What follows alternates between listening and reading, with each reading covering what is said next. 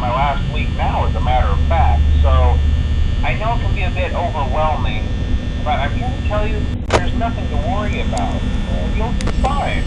So let's just focus on getting you through your first week, okay? Let's see. First, there's an introductory greeting from the company that I'm supposed to read. It's kind of a legal thing, you know.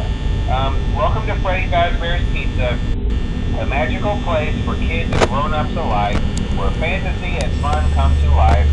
Fazbear Entertainment is not responsible for damage to property or person.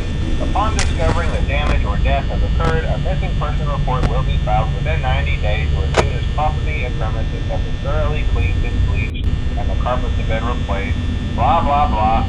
Now, that might sound bad, I know, but there's really nothing to worry about. The animatronic characters here do get a bit quirky at night, but do I blame them? No. If I were forced to sing those same stupid songs for 20 years and I never got a bath, I'd probably be a bit irritable at night too. So remember, these characters hold a special place in the hearts of children, and we need to show them a little respect, right? Okay. So just be aware, the characters do tend to wander a bit. They're left in some kind of free roaming mode at night. Something about their servos locking up if they get turned off for too long. They used to be allowed to walk around during the day too, but then there was the bite of 87. Yeah, it's amazing that the human body can live without the frontal lobe, you know? Now concerning your safety, the only real risk to you as a night watchman here, if any, is the fact that these characters, if they happen to see you after hours, probably won't recognize you as a person. They'll most likely see you as a metal endoskeleton without a costume on. Now, since that's against the rules here at Freddy Fazbear's Pizza, they'll probably try to forcefully stuff you inside a Freddy Fazbear suit. Now, that wouldn't be so bad if the suits themselves weren't filled with cross beams, wires, and animatronic devices, especially around the facial area.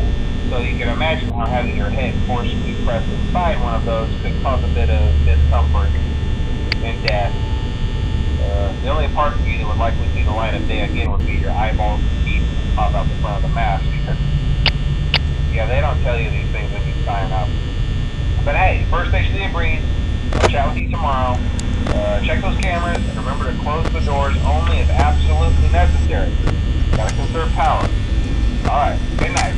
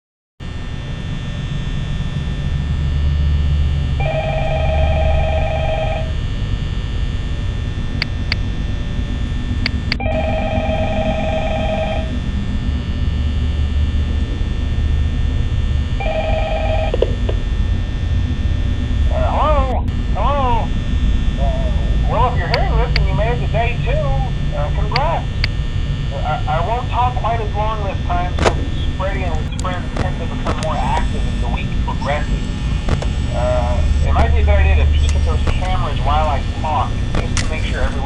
proper place, you know.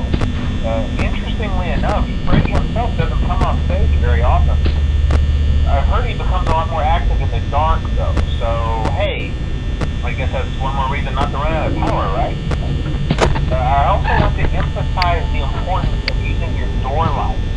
There are blind spots in your camera view, and those blind spots happen to be right outside your door. So if you can't find someone or someone on your cameras, be sure to check the door lights. You might only have a few seconds to react. Not that you would be in any danger, of course. I'm not implying that. Also, check on the curtain in Pirate Cove.